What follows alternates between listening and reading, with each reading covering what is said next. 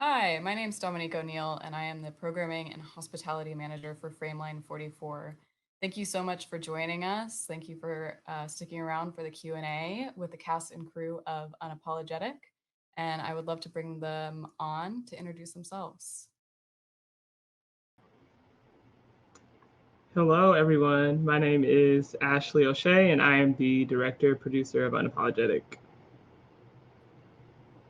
Thanks so much for watching, everyone. My name is Morgan Elise Johnson. I am the producer of Unapologetic. Hey everyone, my name is Janaé Bonsu. I'm an activist and organizer in the movement for Black Lives, and I am also a subject in Unapologetic. Hey everyone, I'm Bella Vaz. I'm a rap-tivist from the west side of Chicago, and I'm also a subject of Unapologetic. Thank you all so much for joining us. I'd love to kick this off asking Ashley, how did you get this project off the ground, and what inspired you to pick up a camera to shoot this? Yeah, so I began filming for Unapologetic in the fall of 2015. And I returned to Chicago after undergrad, and it was right around the time that a lot of young Black folks in the city were beginning to organize around the killing of a young Black woman named Rekia Boyd.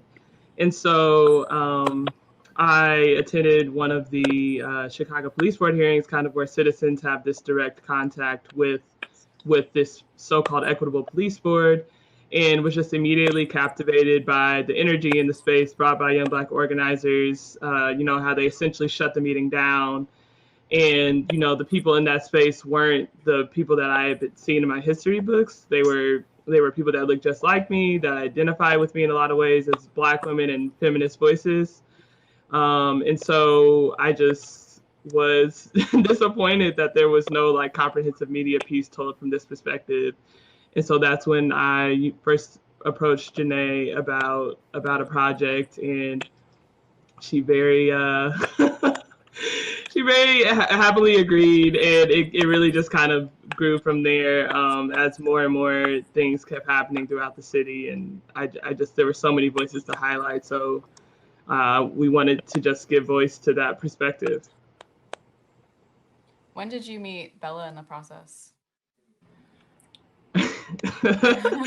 I met Bella. I don't know the first. I think the first time I met Bella was actually at the after the firing of the police superintendent Gary McCarthy. A lot of organizers went down to CPD headquarters to celebrate, which is actually in the film. Bella performs there. And I remember I recorded that performance, and there was this like light coming from behind that was like silhouetting her, and I was like, "Ooh, what's going on here? Like this is some different energy." So I think I introduced myself to her there. Was like, "I want to interview you further," and then I just kind of kept going after that. Yeah. Morgan, when did you start getting involved in the project? About a year later, so Ashley had all of this footage, and we ended up in kind of the same circles. We're both a part of the Cartemquin like family as interns and things like that. So Cartemquin kept nudging me and saying, "There's this new film that I think you'd really be interested in. There's this filmmaker who we think you'll really connect with." And I was like, no, absolutely not. I can't take on a film right now. But then Ashley ended up sending me a demo, one of her first demos, and I sent her back like paragraphs worth of notes. So it was just like, well, I guess I'm in this. I guess I'm invested. Yeah, it was a story that immediately affected me. Immediately, I saw that if she didn't make this film, that no one was going to make this film, and I wanted to help make it happen. Bella and Janaé, what was your experience being filmed, especially in like for Janaé, you were working on your your dissertation, right? So what was it like being filmed in these like really intense moments? Yeah, I mean, so I feel like Ashley and I have become friends in this process. Um, I honestly, I think that I would have had a different, first off, a different reception to even being a part of process, a part of this project. If it was a film being made about Black women's leadership that by someone who was not a Black woman, I don't think I would have allowed her as much access to my life as I did. Like, you know, as she's been in my house, been in my people's house down south, like she's been, like literally for 4.5 years in all these different spaces that I occupy. And so because of the type of I think just inherent kinship that we have as Black women, I was just like just open, even without knowing what this would turn into. I joked just last week that I really literally thought this was going to be like a little 10-15 minute little media project. I had no idea it was Me too, girl. like a full-fledged whole documentary. But yeah, I think there was just times where I was just crying throughout the process. I'm just like, this film is literally just gonna be me just like crying about not being able to get through my dissertation. But no, it felt really natural and I'm really grateful that like so many important aspects of both my life and the local movement in Chicago were captured in this documentary, and I'm just honored to be a part of it. Yeah, I can say a lot of the same. When Ashley first approached me, I ain't gonna lie, I thought she was the feds. The feds. I thought she was the feds. I'm like, oh no, this might be some COINTELPRO. Get them up under you, make them think y'all friends, make them think y'all cool. She be ended up. Oh my God. I'm one of those no new friends type of people, especially in this work. You know, it's hard to trust people. I feel that. I get it too. You know, but the more I was around her, it was really just her energy. It was like, okay, you can let your guards down. Like that's kindred spirit. Like we've collaborated 300 years ago. You know, we've collaborated before in different lifetimes, and you can trust that. You can trust yourself on this one, and you can trust your gut, and you can be vulnerable, and you can be open, and you can tell this story, and you can invite this woman, particularly this woman's lens, to see you. And I'm very happy I did, because you know, we can only see ourselves from our perspective for real, you know, and then to have this film and to see me from someone else's perspective, and to see such a beautiful and empowering and inspiring idea of who I am, a portrayal of who I am. And it's like, wow, okay, I'm happy I did that. I'm happy I let those guards down. I'm happy that Ashley exists, and this idea came to her, and that she was ordained to do this work, and I got to be a part of that, and inspire, I guess, that project and this work, because it's so necessary.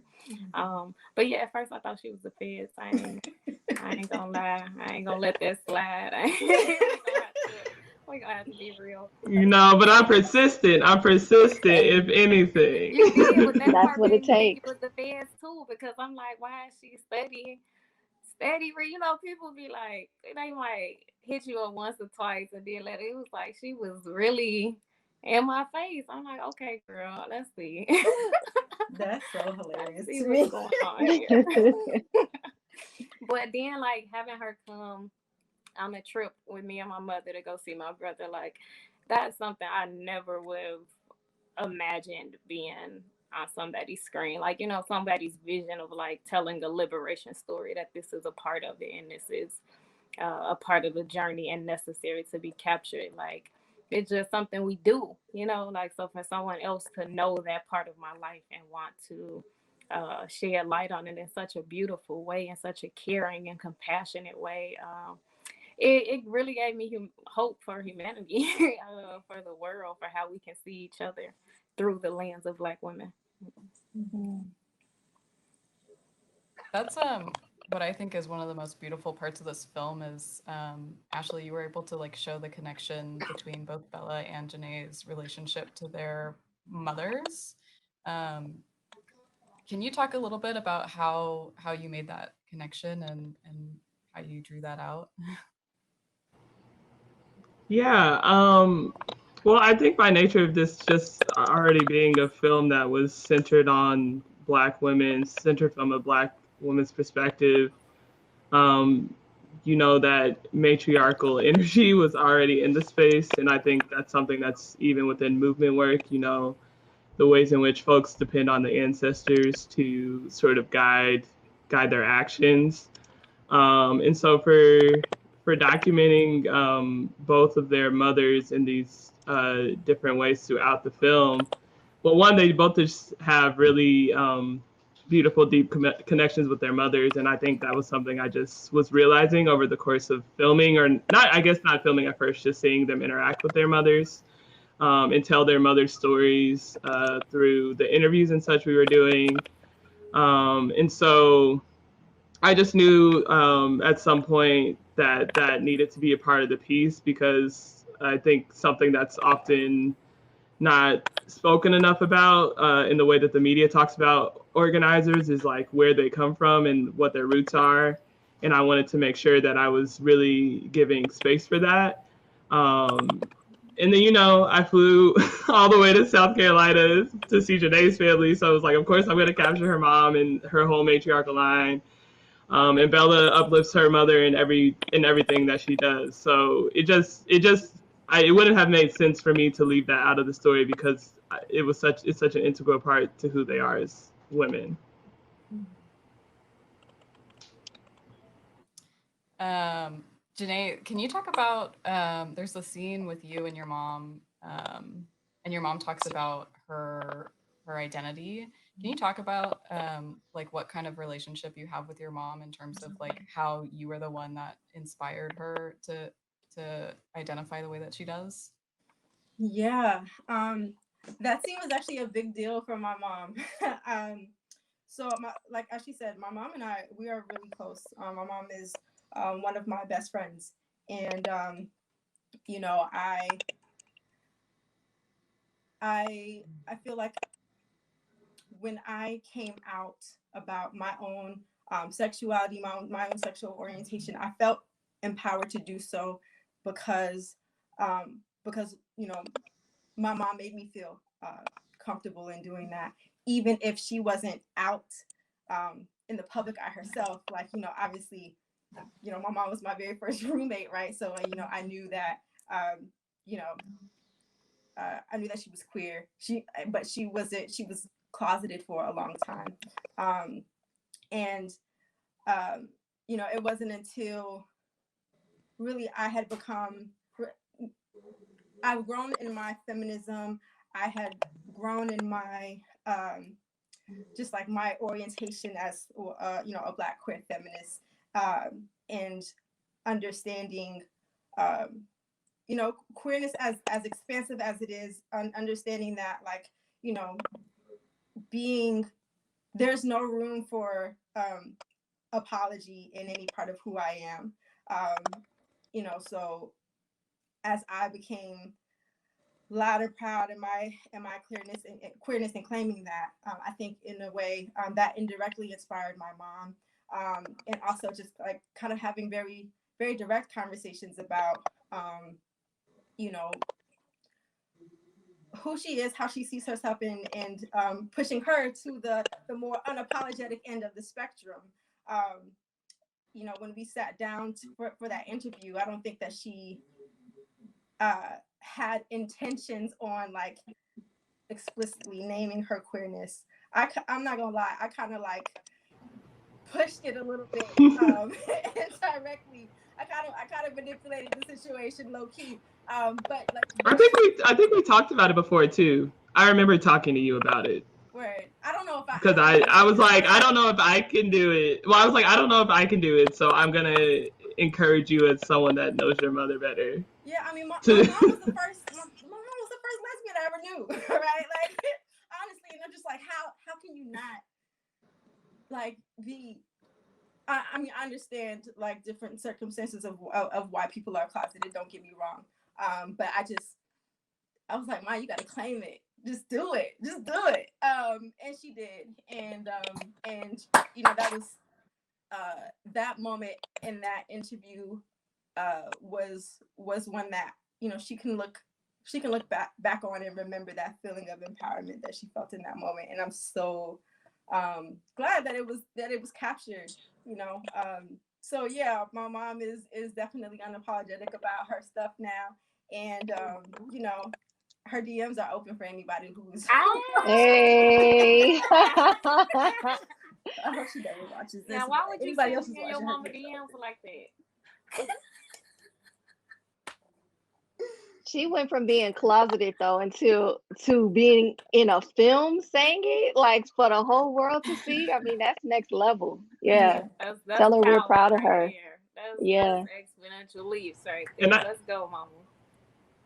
and I remember after, I don't know if you remember, Janaé, afterwards you all like went to the bathroom to like prep for the next part of the interview in the kitchen, and I hadn't turned your mics off, so I could still hear what y'all were saying. And your mom was just in there like, I can't believe I just did that. Like, she's like, I really just said that, and you were like, it's fine, it's fine, it's fine. And I wasn't recording at the time. My editor was really mad that I didn't record it, but I was also like, that's their moment to have. But yeah, that was great to see that happen. Yeah. Bella, you also have a strong relationship with your mother, it seems, in the film. And then I think the song at the end, you sing about like your granny raised a bunch of queens. Can you talk a little bit about your lineage and how that has inspired you? Absolutely. So yes, thank you for shouting out the song OG at the end of the film. Ashley is a genius for many reasons, but putting that, and I'm seeing all kinds of names go across and hearing that song, just one of my favorite moments. Okay. But yeah, that song means a lot to me. It's really the song that kind of started all of this. I wrote OG in 2014. My grandmother was still here and was fighting stage 4 lung cancer. And I wrote that song so I can sing to her and just let her know that, like, I honor her. Like, I don't care what the world says about her, what, you know, people think about women who sold drugs, who went to jail, who had children who went to jail or sold drugs or anything like that. Like, I adore you. I adore you. I adore everything you've done for our family. So my grandmother grew up a sharecropper, a slave basically in Mississippi with her. She got umpteen sisters and brothers, 11, 12 of them. And they all grew up in Mississippi, raised by her father, like in a cotton picking cotton, or in the cotton field picking cotton. And she tells me, like, she was my first history teacher, my first everything, you know, the person who radicalized me, who introduced me to writers, to literature, to revolutionaries. And she did not have a formal education at all. And like, all her stories of her childhood are like picking cotton from sun up to sundown, and walking the roads with no shoes on, and seeing people be lynched, and seeing women be have their insides ripped out, like Black women, Black people, and what she grew up seeing. So all this trauma and terror and fear that she grew up instilled with, but she taught me to be so fearless and just so unapologetic in who I am and where I come from, even though what we came from was so gross, was so disgusting. So I wanted her to know that I had took all those lessons and that I would sing her praises for the rest of my life, and that her life meant so much to me. So thank you again, Ashley, for including that. Thank you for asking that question. It just brought up a whole lot for me. So yeah, Unapologetic would not exist without like my grandmother's teachings, the teachings of a woman who grew up picking cotton without a formal education, and then moved her family to the north seeking freedom, seeking a sanctuary that we never found here. But what we did find here was drugs, right? And was the ability to become millionaire. My grandmother went from a sharecropper, like went from nothing to become a millionaire because the drug industry was that profitable, because that was the only way that she saw opportunity to give her family what she wanted us to have. Right, like the fact that I went to college, that I have a college degree, like drug money paid for that. You know what I'm saying? Like the ambitions, not necessarily that money because that money was long gone, but just the like the fact that we had an economy, a drug economy, a black market, like where people could become rich, and what it means for like what that did to our communities, that was the only opportunity people had though, like to manifest their desires. Like, so as a little girl, I imagine my grandma felt a lot like me. Like she wanted to change the world. She wanted to have so much and do so much and be so much to so many people. And she took the path that was available to her. And because she took that path, then like I can take my path now. Right. And I can learn from all that she did, and you know, the great aspirations and the great shortcomings, and stand proudly in where we are in this moment, knowing that I am a direct descendant of that legacy, and that it's up to me to push that forward, or to make sense of that narrative or that lineage, and in the time that we are right now, and to carve out space for us to keep going forward. Like, okay, this is what I come from. And this is what we've learned from that. Like, so not just my experiences, but this is what my family has learned from that. Right. So my mother had to go to prison for that, you know, for that. But that was her timeline. Right. So my grandmother had hers, my mother had hers. And then here I am. Like, so I get to learn from all of these women and all of their experiences. And you know, I I think a lot about like what people hear when I say what I'm saying. Like, how do you process that, and how do you understand that I come from a family of women who made millions in the drug economy? Like, do you understand like the type of woman you have to be? Like, and we talk about patriarchy and what we up against in like the movement spaces, to think about what women endure in those spaces, and to be as powerful as they are in those spaces. Like, that has everything to do with who I am right now in this moment and in this movement. And I carry all of that with me too. So it's just beautiful that all of this is in this film, and it's not just like what I see about police violence in the news, or when we have these huge headlines. It's like how it has shown up in my day-to-day life, like in my lineage, in my bone marrow, in my muscle memory, in my DNA. And how I process all my understanding of the world's history really through the lens of the matriarchs of my family, and accepting and acknowledging my place as the heir to the throne. And I know that I am a matriarch of my family now. And OG is exactly that, is claiming that. And I, you know, so I do what I do with music now. Like, that's my stomping grounds. That's where I get to be the OG.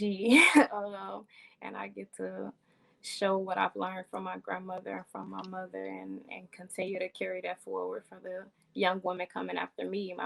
All of my nieces, not all of them, I have a whole lot of nieces, but a lot of my nieces were at the premiere screening in Chicago, and that was beautiful. Like, for them to now and to see our family history documented in that way and with that care. I'm listening to Bella talk so freely about all of this, and I'm about to say, forget this Q&A. I'm ready to record this myself and add a little extra scene in Unapologetic, because Morgan, no. No, it took us a long time to get to that place of trust where we could even like go there with her family story. You know what I mean? And even the scene with going to visit her brother, it's hard as a filmmaker too, because we feel like it's like the audacity of us to ask so much of someone, you know, to for them to give this much Yeah. for the whole world to see and for people to be able to use it as an educational tool. But a lot of people, when we think about the dominant narrative of the movement for Black lives, people talk about the movement as if individual people are not involved. Like these are not, you know, like people talk about it like it's this thing, this like phenomenon, Yeah. but it's like these are young Black organizers who um, dedicated their formative years, really, you know, like where Hmm. they could have been doing anything else, but this is what they chose to dedicate their lives to.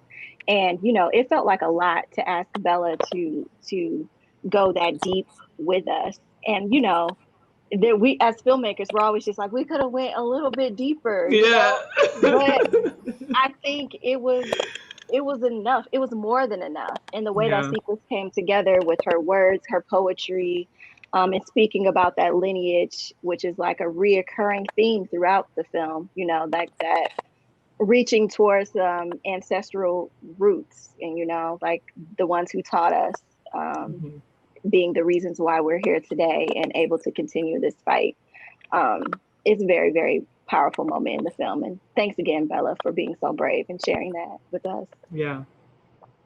Yeah, that was not an easy thing to do. At that point, I was thinking she was the feds again. Like, okay, all right now, all right now, you want to know about my mama? Hold on, oh, Yeah, I mean, even the it was also an extremely insightful experience for me as a filmmaker and a human being.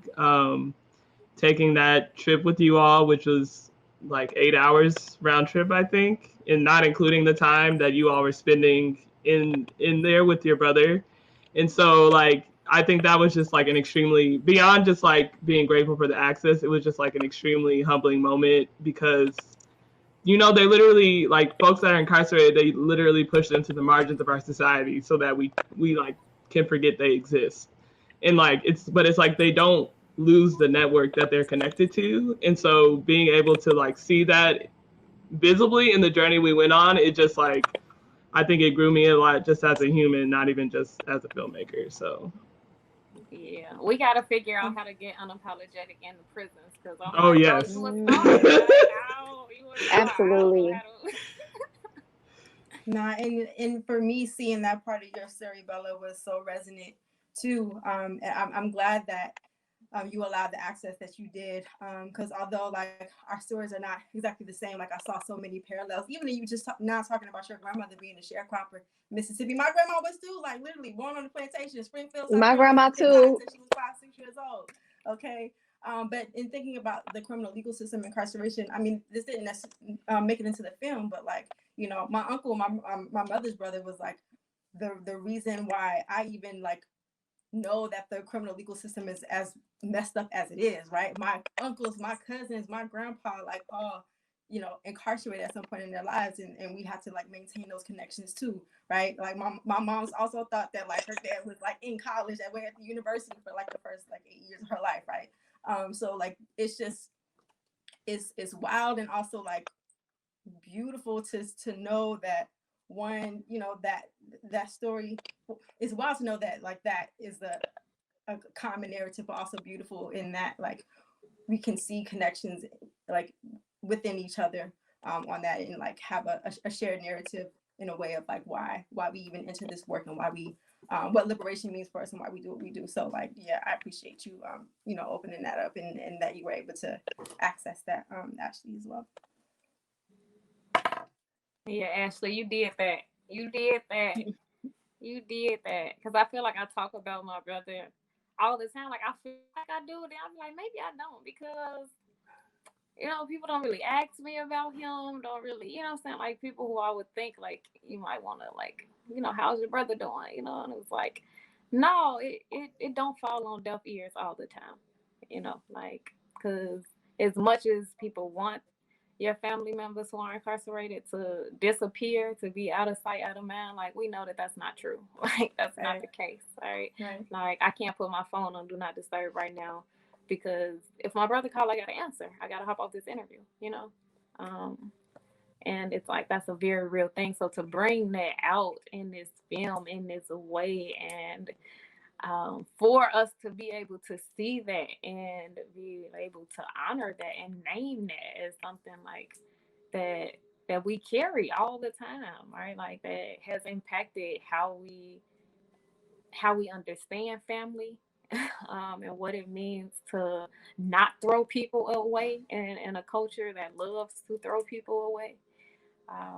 And for it to be a part of a healing narrative, because a lot of time when we're talking about incarcerated people, it's like, well, what did they do, and what is he in for, and did he deserve it? And that we didn't even address any of that, because the point is, this is a loss for a family, you know, like, and you are serving that time with him, like you said in the film. So come on, producer. Yeah. Come on.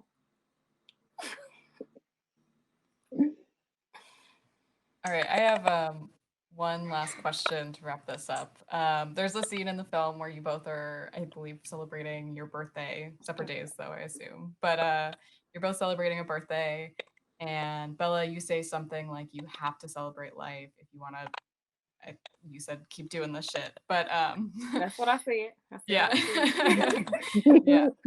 So my last question to all of you is, what have you been doing lately to celebrate life and keep yourself going?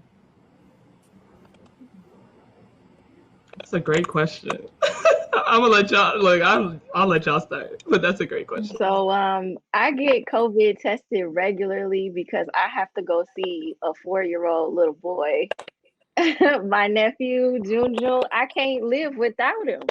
So I'm in the city and he's out in the burbs, but you know, the kids remind you that life goes on, and it's such a beautiful thing because they get to exist in this bubble where they don't know what COVID-19 is. They don't know about, you know, all these pandemics that we're fighting, these uprisings, and you can just kind of escape with them and enjoy life. And they teach you so much, and he teaches me so much every time I see him. So he FaceTimed me yesterday, like, you need to be here. He told me. So I got tested today and I'm on my way. That's what I do. Yeah. For me, how I've been celebrating life is actually growing things. So y'all seen my grandma in the film. Shout out to Nana. Shout out to Nana. My favorite. Best moment. Yes. So Nana's grandmother was she was a root worker for all intents and purposes. She like grew plants and knew how to use them as medicine. And that is something that I feel really drawn to. And so I started my little garden. I live in South Carolina now. I don't no longer live in Chicago. And so I have like space to grow things. And I've just really been getting my whole life just, you know, getting my green thumb on and, you know, making medicine. And, you know, it's just like part of my healing practice at this point. So that's how I've been celebrating life. Yeah, I've been celebrating life one way that's like at the tip of my tongue right now, so I'm just gonna have to say it because y'all that saw I just be saying would be the first thing that comes to my mind. But y'all, I really have been working on this booty. Bella, I hate you. But for real though, because I feel like I'm look, so I'm in this life in this vessel, and I think like I came with already a nice one, you know what I'm saying? Like God and was showing out, okay. But I just been like, okay, this vessel already pretty cool, you know, talented, brilliant, got some brains up there, all type of stuff. But the booty could be a little more plump, like it got a little girl, you can have some to it already got a nice little shape to it. But it could just poke a little more. Like that was my goals over quarantine. So oh my goodness. y'all not gonna play with me. Y'all not gonna play with me. Y'all saw the pictures I've been posting. Y'all can go follow me on Instagram right now. Go see how, like, see the growth. Like, go look down my page and see my booty. Like, okay, that booty one now for real, because I've been working. I'm gonna look right now. Go look right now. Go look It has popped out a little Out of bit. nowhere. I can't even front. I've been peeping. I wasn't gonna say but nothing. I think it came out of nowhere, but I was in quarantine and I was squats. I'm gonna be arrested. So Well, yeah, I don't know how you gonna top that. That's Ashley. right. I'm like Janaé, come take some of mine. Wow, that was great. My joy regimen sort of since the beginning of quarantine, I've been teaching myself how to DJ over like the past 2 years ish. I'm not really sure. O'Shea. Hey. It's actually DJ Protasia, but that's okay. If y'all want to follow me, Protasia Fridays. But no, I've always just been a huge fan of music. You know, music's actually a really integral piece of the film, and so I've been teaching myself over the past couple of years, and over quarantine, I just started doing like these IG lives every Friday. I bought some new tables. I'm using my unemployment money for that. So, you know, that's kind of been what keeps me what keeps me happy and grounded in these tough times. she getting good too. I ain't gonna lie, y'all. When she first told me, she had You were shady. I was like, girl, you better stick to the camera work. What is it? Do you remember when I literally had a dream that she was a DJ? Oh yeah, and Janaé had a dream about it. So I should have told you. Once Janaé had that dream, I was like, oh, it's on and popping. And here we are. Basically. All right. Thank you all so much for joining us. Thank you for sharing your stories. Thank you for making this film and showing it at Frameline. Thanks to our audience. We hope you enjoyed Unapologetic, and take care. Thank you. Thanks. Have a good one, y'all.